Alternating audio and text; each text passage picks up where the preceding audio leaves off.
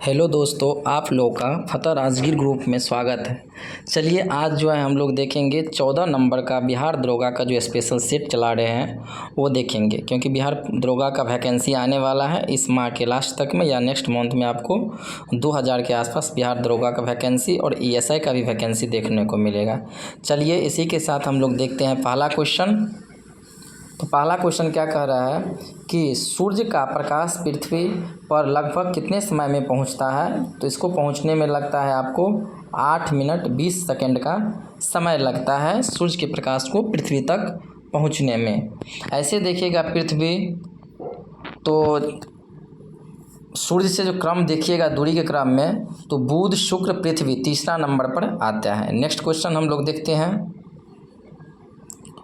2 number question क्या कह रहा है कि भारतीय संविधान सरकार को संसदीय प्रणाली का प्रावधान करता है। यह प्रणाली किस देश के नमूने पर आधारित है। तो यूनाइटेड किंगडम, बोले तो ब्रिटेन। यानी जैसे ही संसदीय प्रणाली शब्द जुड़ जाएगा समझ जाएगा कि वो ब्रिटेन का देन है। नेक्स्ट क्वेश्चन देखते हैं अपना लोग। Next question 3 number question. 3 number question क्या कह रहा है कि विनय पिटक पुस्तक किससे संबंधित है। तो विनय पिटक पुस्तक जो आप जानते होंगे कि ये बौद्ध धर्म से संबंधित है। इस विनय पुस्तक में जो है विनय पिटक में जो है आपको बौद्ध धर्म के नियमों का व्याख्या किया गया है। सूत पिटक, विनय पिटक और अभिदम्ब पिटक। यहाँ पर पिटक का अर्थ होता है टोकरी। चलिए नेक्स्ट क्वेश्चन 4 नंबर क्वेश्चन की तरफ चलते हैं, देखते हैं 4 नंबर क्वेश्चन क्या कह रहा है। 4 नंबर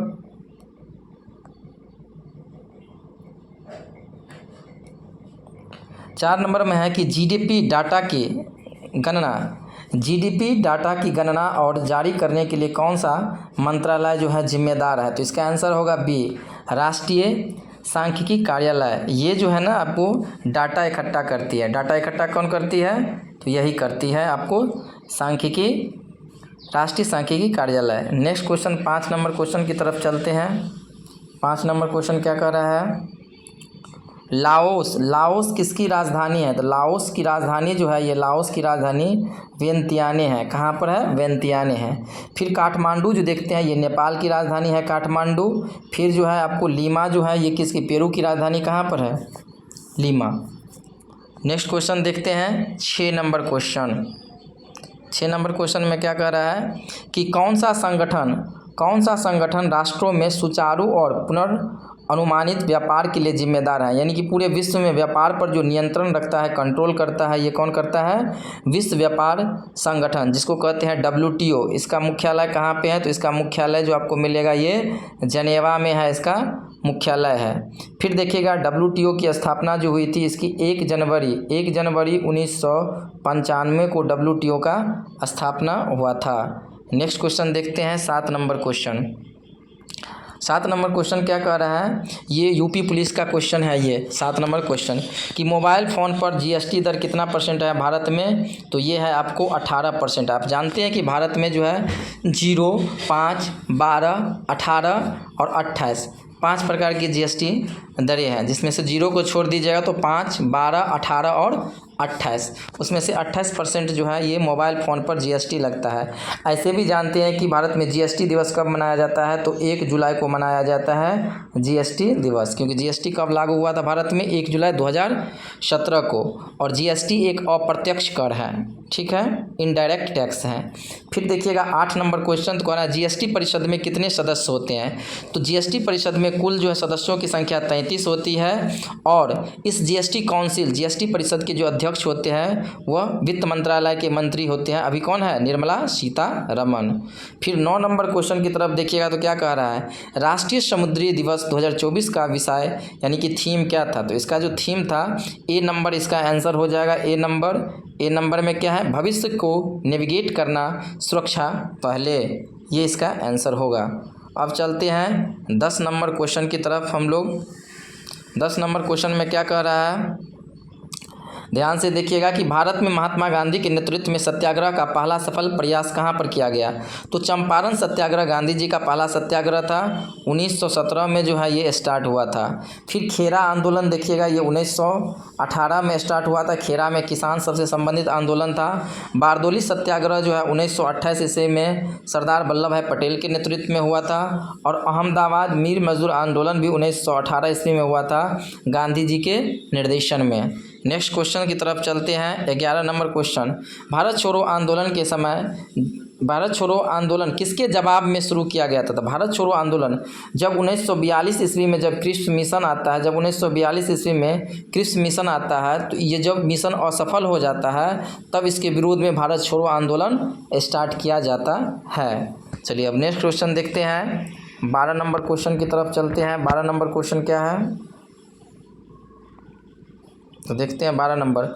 भारतीय संविधान का कौन सा अनुच्छेद नए राज्यों के गठन और मौजूदा राज्यों के क्षेत्र सीमाओं या नामों में परिवर्तन करने का प्रावधान करता है। तो ये करता है आर्टिकल 3 करता है। क्या करता है, अनुच्छेद 3 इसका आंसर होगा। फिर अनुच्छेद 1 क्या है, भारत राज्यों का संघ है। भारत जो है इंडिया यूनियन ऑफ स्टेट है, जिसमें 28 राज्य और प्लस 8 केंद्र शासित प्रदेश शामिल होंगे। नेक्स्ट क्वेश्चन 13 की तरफ चलते हैं। 13 नंबर क्वेश्चन क्या कर रहा है, 13 नंबर क्वेश्चन जो है कह रहा है कि भारत में राष्ट्रीय सुरक्षा गार्ड जिसको बोलते हैं एनएसजी, भारत में राष्ट्रीय सुरक्षा गार्ड का उद्देश्य क्या होता है। जो भी आतंकवाद विरोधी और अपहरण विरोधी अभियान चलाना होता है, इसके विरुद्ध जो अभियान चलाते हैं आतंकवाद के विरुद्ध, ये एनएसजी चलाते हैं। और एनएसजी की स्थापना कब हुई थी, 1984 ईस्वी में। और इसका हेड क्वार्टर कहाँ पे है, दिल्ली में है।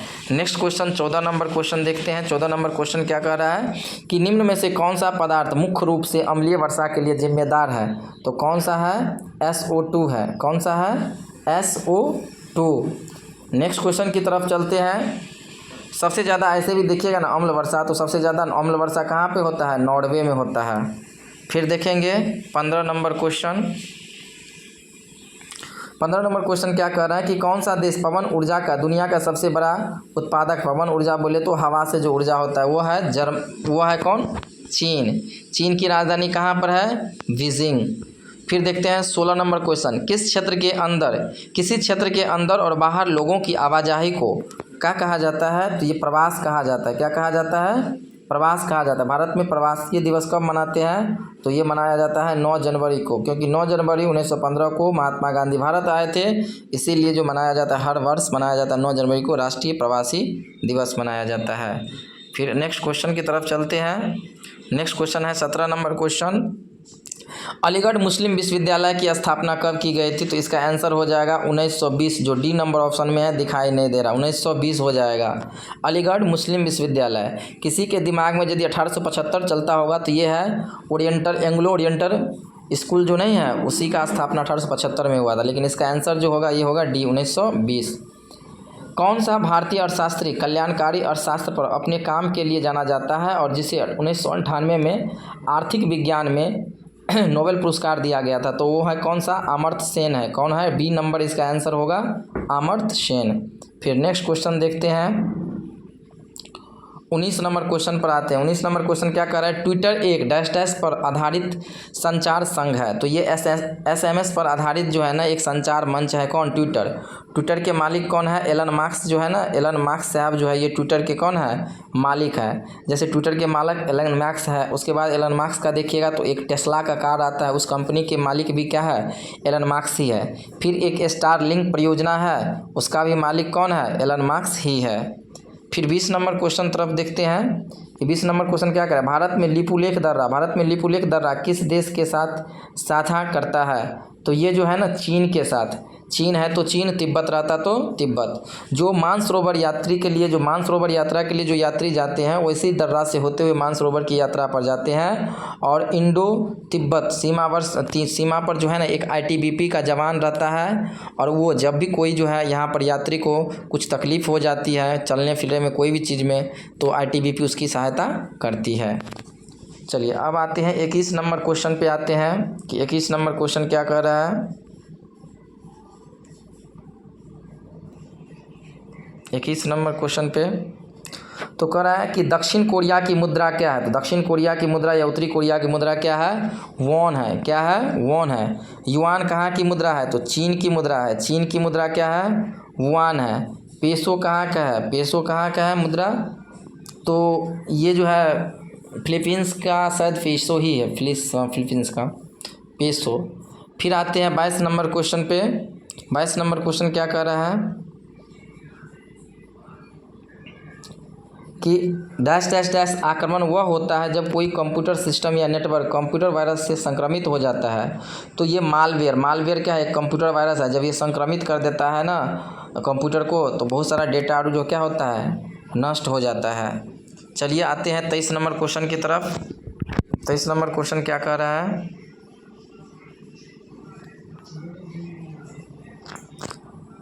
23 नंबर क्वेश्चन तरफ आते हैं। तो देखिए 23 नंबर क्वेश्चन में अपना नोट्स में सब चीज़ बना दिया है कि पटना कॉलेज कब स्थापित हुआ।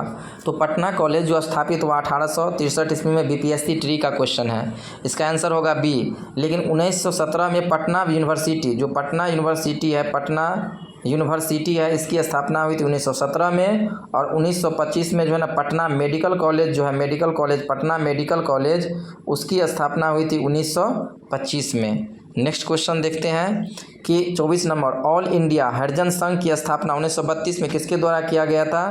तो ये किया गया था महात्मा गांधी जी के द्वारा किया गया था। फिर नेक्स्ट क्वेश्चन देखते हैं आपको 25 नंबर क्वेश्चन। 25 नंबर क्वेश्चन में क्या कह रहा है, किसने यह कहते हुए भारतीय राष्ट्रीय कांग्रेस की हंसी उड़ाई कि यह एक बहुत सूक्ष्म भाग अल्पसंख्यकों का प्रतिनिधित्व करती है। कांग्रेस के बारे में हंसी उड़ाया लॉर्ड डफरिन ने बोला कि कांग्रेस जो है ना एक बहुत ही सूक्ष्म अल्पसंख्यक प्रतिनिधियों का जो है ना अगुवाई करता है। और ये कहा था किसने, लॉर्ड डफरिन ने कहा था। फिर देखते हैं नेक्स्ट क्वेश्चन देखते हैं 26 नंबर क्वेश्चन क्या कह रहा है। तो 26 नंबर क्वेश्चन में है क्या कि किस तिथि को क्लीमेंट एटली ने घोषणा की कि जून 1948 तक ब्रिटिश भारत छोड़ देगा। तो ये 20 फरवरी 1947 को घोषणा किया था। लेकिन देखिएगा तो अगस्त 1947 ईस्वी में ही जो है ना इतना जो है यहाँ पर प्रदर्शन हुआ कि जो है अंग्रेज़ को अंततः देश छोड़ के जो है भारत छोड़ के भागना पड़ा। ये अल्टीमेशन दिया था हम जून 1948 तक भारत को आज़ाद करेंगे, लेकिन इसको अगस्त 1947 में आज़ाद करना पड़ा। जब भारत आज़ादी हुआ उस समय जो है ब्रिटेन के प्रधानमंत्री क्लीमेंट एटली साहब थे। और उस समय ये जो किस पार्टी से थे, तो पार्टी जो था वहाँ पर भारत की आज़ादी के समय वो लेबर पार्टी का शासन था।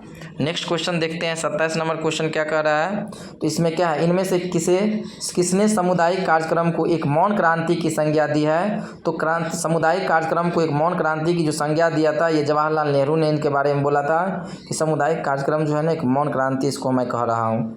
और सामुदायिक कार्यक्रम जो स्टार्ट हुआ था प्रथम पंचवर्षीय योजना के दौरान 1952 ईस्वी में सामुदायिक विकास कार्यक्रम स्टार्ट हुआ था। नेक्स्ट क्वेश्चन 28 नंबर क्वेश्चन देखते हैं। 28 नंबर क्वेश्चन क्या कह रहा है कि भारत के नए संसद भवन को कब समर्पित किया गया। तो 28 मई 2023 को जो है ना नई संसद भवन को जो है ये देश को समर्पित किया गया। और नई संसद भवन में जो है लोकसभा में देखिएगा, लोकसभा में तो 888 जो है ना बैठने की व्यवस्था की गई है। और राज्यसभा में जो है ये आपको 384 मेंबर को बैठने की व्यवस्थाएं की गई है। जो नई संसद भवन देखते हैं उसका आकार जो है ये त्रिभुजाकार है। और दूसरा चीज़ जो है आकार इसका कैसा है, त्रिभुजाकार है। और इसको बनाने का जो ठेका लिया था वह टाटा कंपनी ने लिया था। किसने लिया था, टाटा कंपनी ने। फिर देखते हैं 29 नंबर क्वेश्चन की तरफ। तो कह रहा है भारत का चंद्रयान 3 चंद्रमा की सतह पर कब उतरा। तो चंद्रयान 3 जो है ये चंद्रमा की सतह पर उतरा 23 अगस्त 2023 को। इसीलिए 23 अगस्त को मोदी जी ने वैज्ञानिकों और को प्रोत्साहित करने के लिए जो है राष्ट्रीय अंतरिक्ष दिवस मनाने की घोषणा किया है। कौन सा दिवस, राष्ट्रीय अंतरिक्ष दिवस मनाने की घोषणा जो है कब किया गया मोदी जी के द्वारा, 23 अगस्त को। फिर देखते हैं नेक्स्ट क्वेश्चन 30 नंबर क्वेश्चन क्या कह रहा है। तो 30 नंबर क्वेश्चन में क्या है कि भारत के संविधान का अनुच्छेद एक देश को बनाता है, ये एक संघ के रूप में वर्णित करता है। भारत एक राज्यों का संघ है, यूनियन ऑफ स्टेट, जिसमें 28 राज्य प्लस 8 केंद्र शासित प्रदेश शामिल है।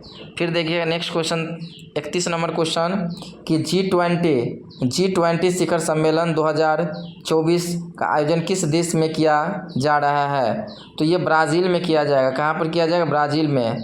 ब्राज़ील की राजधानी ब्राज़ीलिया है। कहाँ पे? ब्राज़ील की राजधानी ब्राज़ीलिया